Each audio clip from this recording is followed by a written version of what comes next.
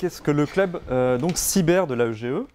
Donc le club cyber de l'AEGE est né un petit peu de la vocation, à une vocation de rassembler en fait toutes les personnes qui s'intéressent à la notion de cybersécurité vraiment au sens large du terme, et a vocation à plusieurs objectifs, donc de créer des contenus sur la thématique de la cybersécurité, donc notamment des articles, on le verra par la suite, mais également des outils de sensibilisation au risque cyber. Alors ces outils de sensibilisation au risque cyber sont assez importants, notamment pour imager un petit peu ce que c'est que la cybersécurité, parce que des fois ça peut paraître assez abstrait.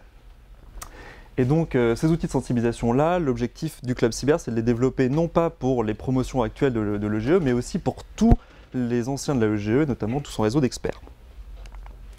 Donc notre projet, c'est la publication d'articles sur la thématique de la cybersécurité. Donc en ce moment, nous sommes en train de finaliser un article sur une revue financière de la Banque Centrale Européenne sur les risques liés entre la finance et la cybersécurité. On va participer à des formations, à des séminaires de sensibilisation, quitte à voir si on peut créer même une formation entière sur le sujet. On va développer une plateforme de démonstration justement pour imager un petit peu directement et concrétiser ce que sont ces risques cyber-là. Et enfin, on va mettre en place des conférences sur la cybersécurité. Donc, 2 conférences ont déjà eu lieu, une sur les risques du cyberespionnage par Ali et une autre sur les démonstrations concrètes de cyberattaques. Donc voilà notre équipe. Donc on a 2 personnes du secteur public, moi-même Jean-Sylvain Chavannes et Stéphane Mortier, du ministère de l'Intérieur. Plusieurs personnes des institutions, donc Quentin Gomer par exemple qui travaille à CTF, qui est expert en cybersécurité, mais qui travaille dans le domaine financier.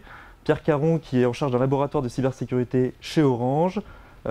Cédric Pradel qui s'occupe de la cybersécurité chez le groupe de conseil AFG. Paul-Henri Pichon qui s'occupe qui est consultant en recrutement, mais dans le domaine des systèmes d'information. Ali Moutaïb qui travaille chez Lexi, qui est donc un cabinet de consulting en système d'information. Et enfin, pour terminer, Frédéric Rénal, qui est PDG de la société Quarkslab, qui travaille dans le domaine de la cybersécurité. Et je suis en retard. Voilà.